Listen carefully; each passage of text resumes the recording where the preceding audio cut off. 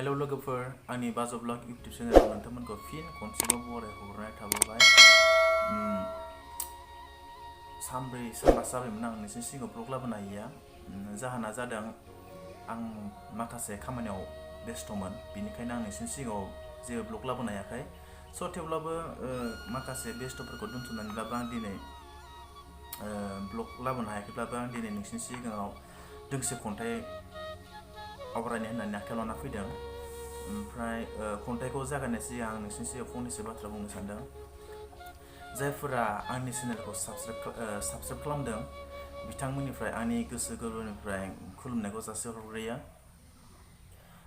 बिदिनो अनलांबाय था आरो हायोब्ला आरो आंनि भिडिअफोरखौ शेयार खालामना हो, जाहाथे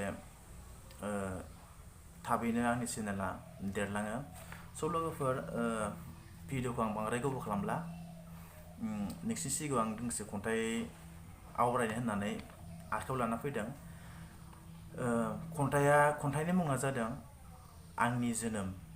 ओमफ्राय बे खन्थाइखौ सुजुदों मनिषा मुसाहारिया।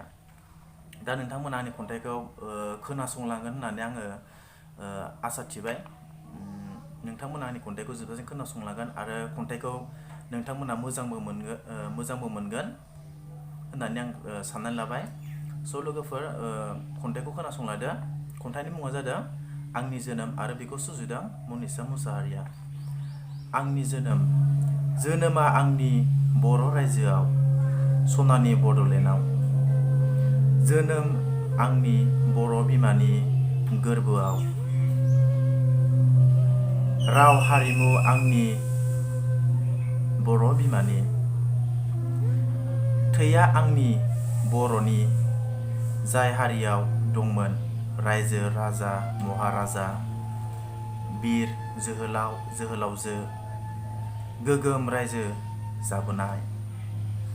बायखोन्दा नेरसोन आंगोनि हारि गोमालांबाय रायजोखौ नागिरफिननो आंनि जोनोम। आंनि बिदा फंबाय बिब' बिनानावमोननि थैनि बेसेनखौ लाखिनो आं ओंखारबोबाय। फै जों बयबो खौसे जानो, गावजों गाव मेहेर लायनायखौ नागिरनि। खौसेथि मोन्थोरजों गणतन्त्र आदबजों बुरलुंबुथुरनि साहा संकसनिफ्राय सदियासिम सनानि बड'लेण्ड दाफुंथारनि। खन्थाइया बेखिनिमोन।